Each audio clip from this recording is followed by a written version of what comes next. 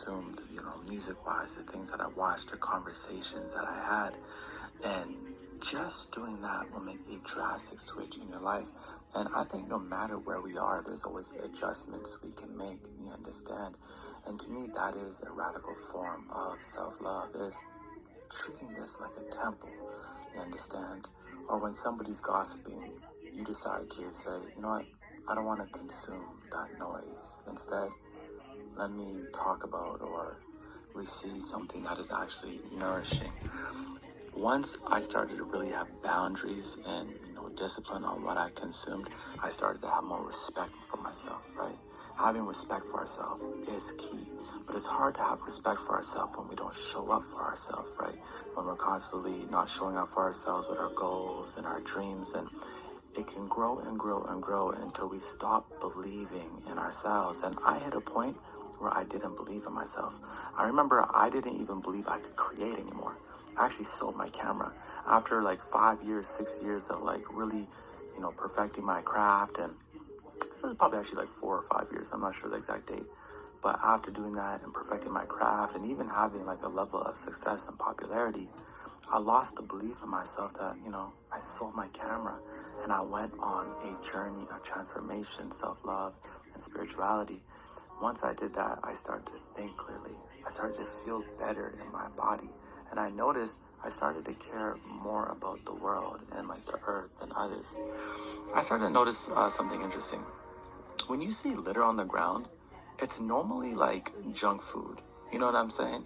Like you rarely ever see somebody litter healthy food or from like a healthy company. It's always like McDonald's or A&W or something like that. And not like that's fine if you eat it here and there. But people who consume that stuff on a daily basis, I believe, have not a lot of respect for themselves or the world. And that's why they'll throw a Coke bottle out on the street. Or I heavily dislike when I go on a hike and I see people leaving beer cans on a hike or at a lake. I'm like, how disrespectful this to Mother Earth. You understand? So that respect that we have for ourselves and that love that we have for ourselves will show and express in the way that we treat this earth and we treat others. The next thing I started to do was expand my mind, expand the things that I wanted to learn about. So I started to dive into different spiritualities, different topics, started to learn a lot about the Tao and then like Eastern philosophies. And I just had fun learning. I didn't grow up with like a religion. I didn't grow up with like anyone in my family really deeply spiritual. So there was no pressure on me to believe anything. There's nobody saying, hey, this person is God or none of that. So I became just a truth seeker. And I was like, well, now this new world has opened up to me and I'm receiving things and I can feel more things and I'm in my body now, I'm in my spirit now. Let me learn more about the world. And I just had fun. I had fun with learning. I went into hermit mode, you understand? I went celibate. I changed the way I eat. I stopped drinking. I stopped smoking. I did all of that. Total cleanse of the mind, body, and spirit. And now I was just receiving information. And the things that I aligned, I said, okay, maybe there's something here.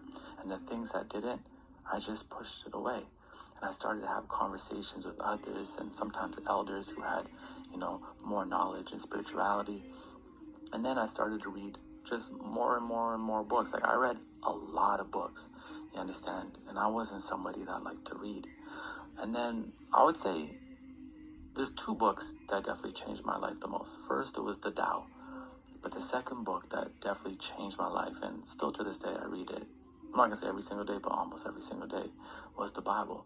But when I started to read the Bible, I actually had a negative outlook on it, just from growing up and certain experiences and just the way my interaction was with some people. I didn't like it.